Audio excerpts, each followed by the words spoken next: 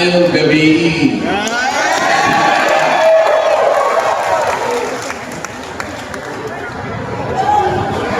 Nagpunta po ako rito dahil sa imbitasyon na aking natanggap, Green Rise Movement.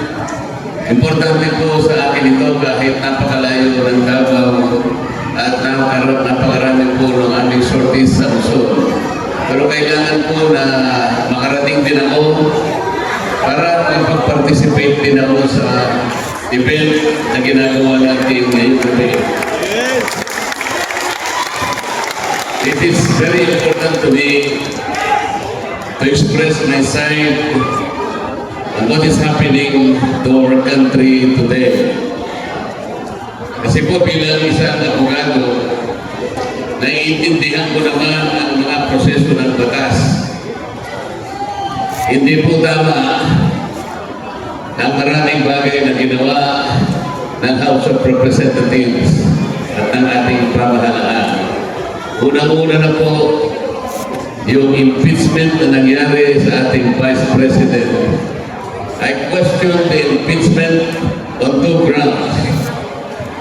Yun pong ebidensya na kanilang pinagsama-sama ipunin ay hindi naaayon sa aming proseso.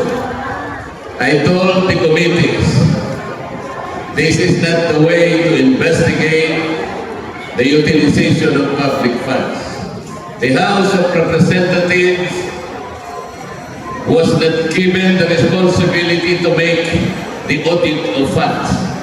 There is only one single office of the government that was reposed by the Constitution to do the audit, to do the examination of all reports relative to the public funds utilization.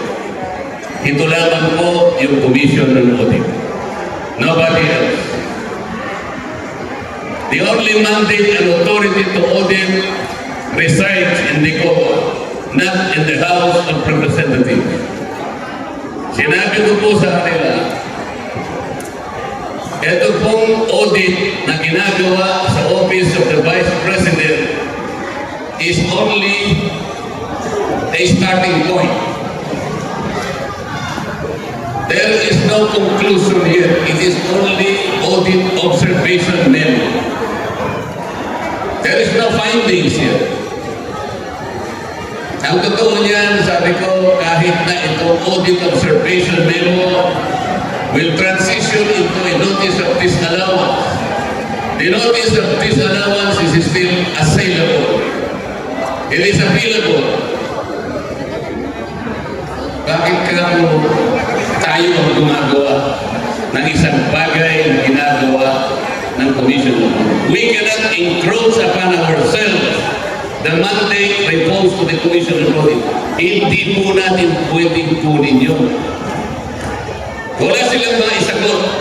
So I asked the Commission on Audit.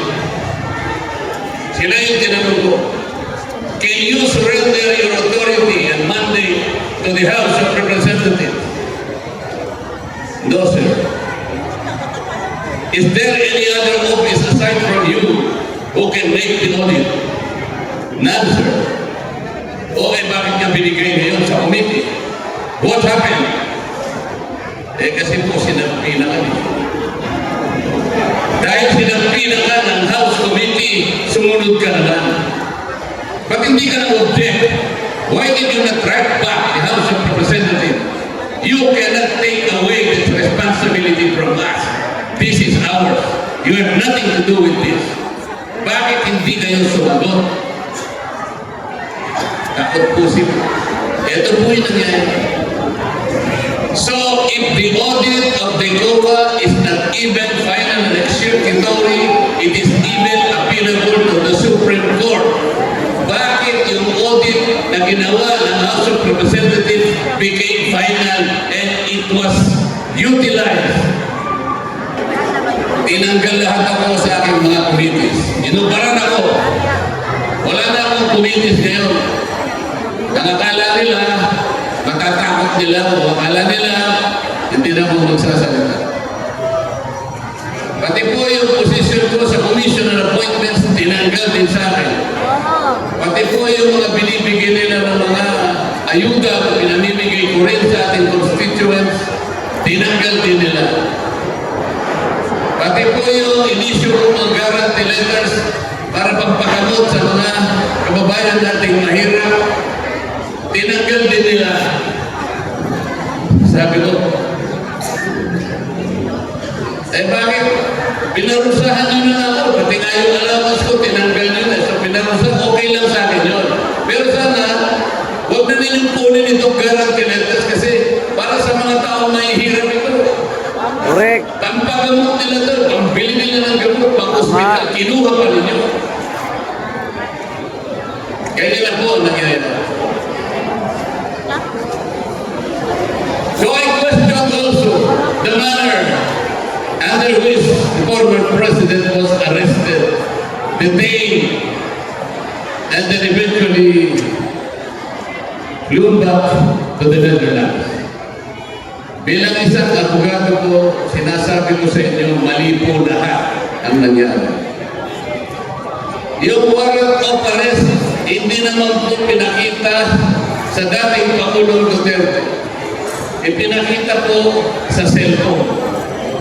Hindi po ganun. Ang sabi po nila, nakipag-coordinate daw ang Interpol. But I did not see any representative of the Interpol. I was expecting that the representative of the Interpol should surface at siguro inabot niya yung warrant of arrest ng General Torre. Wala. Wala. Andyan na po si Atty. Torion. Dumating po si Atty. The Torion. local counterpart Tracy Bronx, of the hello po. Interpol in this country is the Philippine Center on Transnational Crime. It is headed by a former general. Dapat yun po ang nagpakita, dalagala sana yung warrant of arrest. There was none. And then, base na rin po dun sa provision ng ICC. Kahit na po na-aresto na, palagay mo, in-aresto na ang Pangulong Duterte. Under Article 59 of the Rome Statute, sinasabi mo doon, the arrested person must be delivered promptly to the competent judicial authority. Ang ibig sabihin po, dadalhin sana sa korte kung sino man ang na-aresto. And in this case, the former president was arrested. But he was not delivered to any judicial authority. He was delivered to sa military base, the Billion Air Base. Why is it necessary that he should have been promptly delivered to the court? Because only the court can determine the three things required under that article of the Rome Statute. Number one, the court should determine whether or not the warrant of arrest applies to the arrested person. Number two, whether the processes were observed in serving the warrant of arrest. Number three, whether or not the rights of the arrested person were respected. There was no determination because he was simply wished to a billable air base. That is not a court. Maling-mali po lang. Arbitrarily arrested, arbitrarily detained, arbitrarily flown to the Netherlands. Meron din po tayong local law, Republic Act 9851. Under that law, even assuming that the ICC has jurisdiction, the person should be arrested in accordance with the domestic law. The domestic law is the Philippine law. Dahil wala na tayong pakialam sa ICC because we have withdrawn from the ICC since 2019, dapat ang sinunod ay yung batas ng Pilipinas. Hindi rin nasunod. There is also the principle of complementarity. Ano po ibig sabihin nun? The ICC can only intervene in our local affairs if if the courts are unwilling or unable to function. That is the condition. There was no determination that our judicial system is ineffective or is unable to function or is unwilling to function. There was no such determination. What happened then? Parang ininsulto nila ang kabuuan ng judicial system sa ating bansa. From the lowest court, municipal trial court, up to the highest tribunal of this country, the Supreme Court, the judicial system was insulted.